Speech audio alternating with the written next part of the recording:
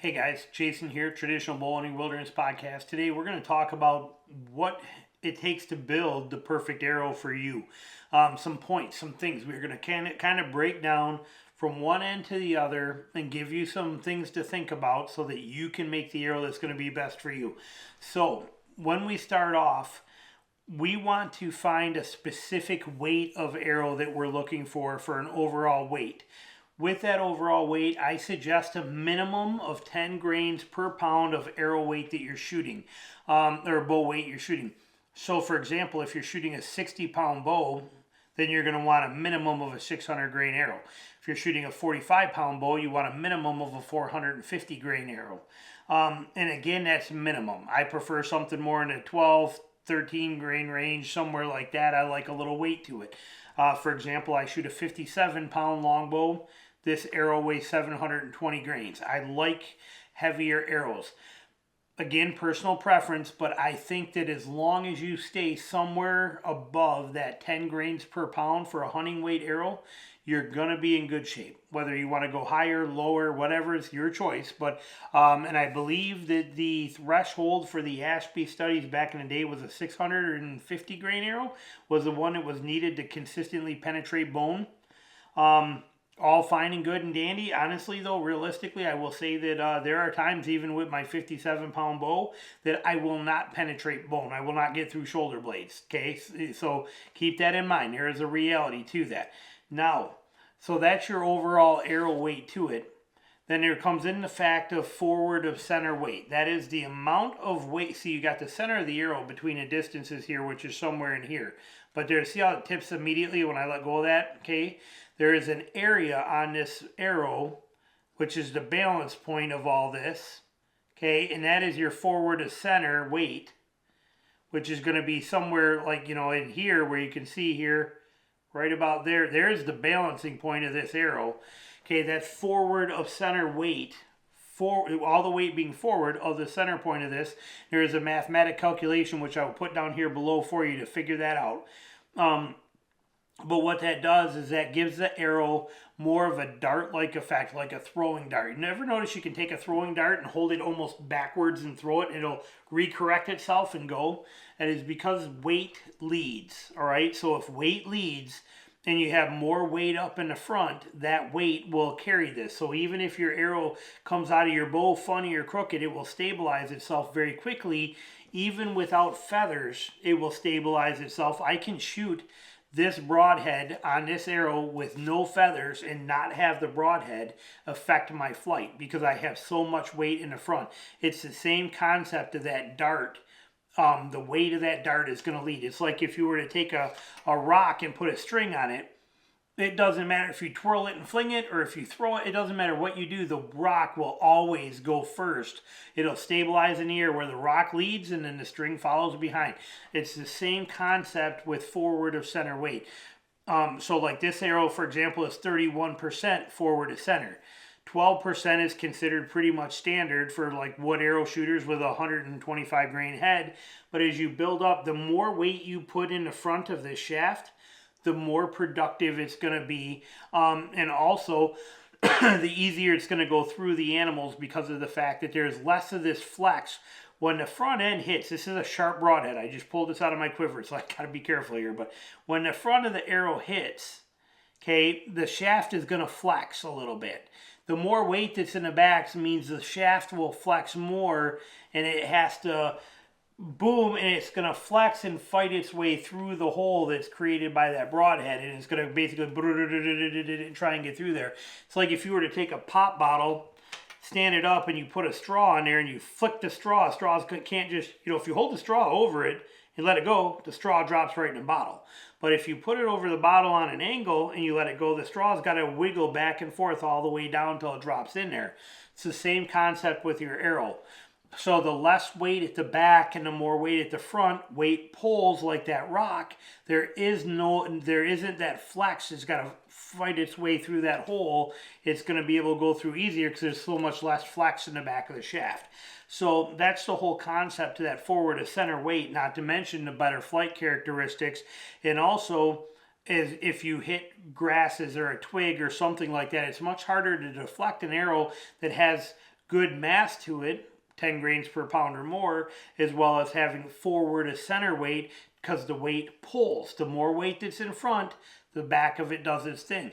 Now there is a downside to it if you are in, when you have weight pulling forward, the fletching does stuff, but not as much. But when the bigger the fletching is and the less weight that's back here, you might get a little more dancing around on windy days.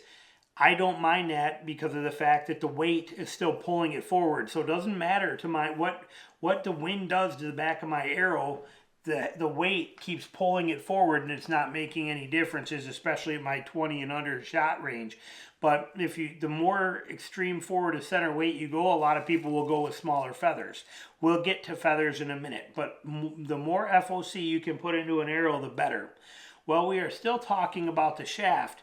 The skinnier the diameters, which is now why we have micro shafts, but the skinnier this shaft can be, the better off you are. Now, a lot of people think that has to do with, being center shot on your bows, and that's true because of a couple reasons that not many people think about it. But when you shoot an arrow, you're going to shoot, it has to flex and do archer's paradox around your riser, correct? Well, so when it's on your riser, it's not straight like this, okay? It's got to have a little kick because it's got to go around the bow, and then it has to flex around the bow as it shoots. The skinnier that arrow shaft is, the closer to center it becomes, rather than out here pointing like that, it comes in closer, so it's more true to center shot. So you recurve shooters, for example, or you guys with a longbow that are cut past center, you don't have this type of a setup when you look from the string. Okay, yours is more like this because you get this cut past center. So instead of being out here, you're more in line here. What that means is the smaller the diameter, the closer it gets to the center of the bow, means the less flex and paradox that has to happen to that shaft. What that correlates to is easier tuning, yes. But most importantly, your arrow recovers from paradox much quicker. So rather than taking 5 or 7 or 8 yards for that arrow to stop flexing back and forth like this as it's going through the air, it corrects itself and straightens out much quicker, and there it is, rather than much bigger paradox and then having to go that far. That's very important because we do a lot of shots are at 5, 6, 7, 8 yards. The quicker your arrow shaft can recover to straight, the less of that straw going through the bottle we talked about when you impact an animal. So the skinnier the shaft, the better it is. Does it matter a whole lot? Doesn't matter if it matters a whole lot or not. It's what matters to you. I'm just giving you the dynamics and the specifics on different parts of arrows and how to build them. Obviously, the skinnier shafts matter to a lot of people because they make so many micro diameters. You have like 5 different sizes of levels of carbon and smaller size shafts now. So it's important to a lot of people. Your inserts in here too. Inserts are a great way to be able to correct your spine of your arrow. Okay, there's a lot of people are like, you can't shoot a 500 spine, you can't shoot a 500 spine arrow out of a 57-pound longbow. Well, I've been doing it for a lot of years, and it flies like a dart, and it bare shafts perfectly, so I can. The reason I can is my overall arrow length from here to here, or from here to the back of the insert, is 27 inches. I only draw 25 3/4 inches, but I also have a homemade insert that's about that long inside of here, reducing my total amount of shaft that can actually flex. So yes, it does work perfectly, but the insert is a good way to add some weight. Like I said, mine is about that long inside of here. It's 3-inch long insert that's inside here that I custom make myself. You can buy 200 grain 3-inch long inserts from Ethics Archery, and you can get them on eBay now, so they're available. But I've been making these long before those were even options. But the insert is a good way to be able to add weight and still be able to use different broadheads that you want to. Now the broadhead design and weight, the more weight you can put in a head, the better. But be careful if you like to stump shoot, because you can only get a judo. You can only, in today's times, build a judo up to 300 grains. I have a video I just did on that. So it's the heaviest broadhead I would ever want to shoot is 300 grains, because I can match my judo weight to that for stump shooting. I will link that video at the end of this for you. But broadhead, so I shoot a 250 grain broadhead on here, and I match it to a 250 grain judo, and that gives me my combination here. When it comes to broadheads, the choice is yours. These are razor broadheads. These are razor. This is a 250 grain, almost 1.5. It's like just short of, it's like 1 in 5/16, or yeah, 1 in like 5/16. It's just a hair short of 1/2 inch. And I love this head. You can see how beat up this is. You can see a staining on it. This head has killed about 4 animals. This arrow has been shot through as animals as well as missed some. This arrow just actually killed a hog yesterday that was a quartering away shot, sunk in about that far, stuck in the opposite shoulder, and he ran with this for 40 yards and rolled over on it 3 times. They take a lot of abuse, but this head's been through a lot. I love these heads for the durability. Single bevel on these. Again, don't be fooled though to thinking that your arrowhead has to be anything super elaborate or fancy or high tech. Okay, simple, you know, Zwicky Eskimos have been doing a job for a long time. A standard heads, Magnus Stingers, you know, I mean, you name it. There's a lot of great heads out there. These are my personal favorites. These and A Boyer. Those are pretty much the only heads I will ever shoot, probably, that I'm aware of. A Boyer heads are fantastic. They make a screw-in and a glue-on. And razor broadheads, I love these heads. So whatever head you choose, though, you will work. Okay, it's hard to find a head that doesn't today. The skinnier the head is, okay, so this is what's called a 1.5 inches wide.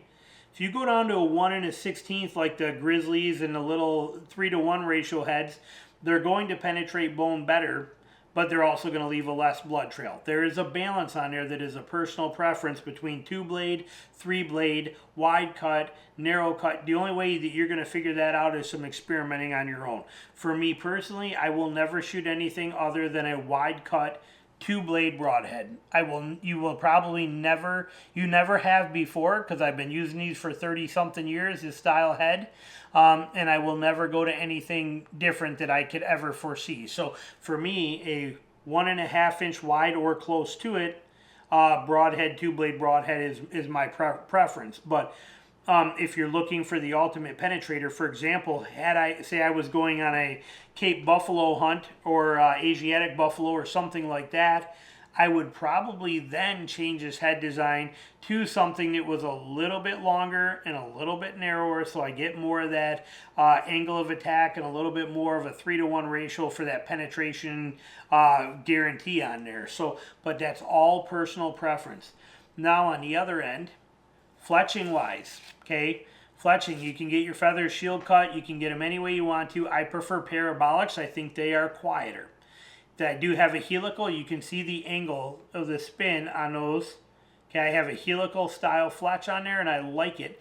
I tune my fletchings. Now, how you tune them for the noise factor is you are going to set up a camera, or you are going to have somebody stand behind a wall where you shoot past the wall, safety stuff, you know, make sure they know shooting, don't move, it's there, but have them listen to this go by and see how that sounds. You know, let them listen to those feathers as they spin, as it goes past them, and tell you which ones are quieter, which ones are better. And then I keep my jigs set at that. But your feathers are a critical thing. You can go with trad vanes. They make them today, but I don't like trad vanes because they're too short.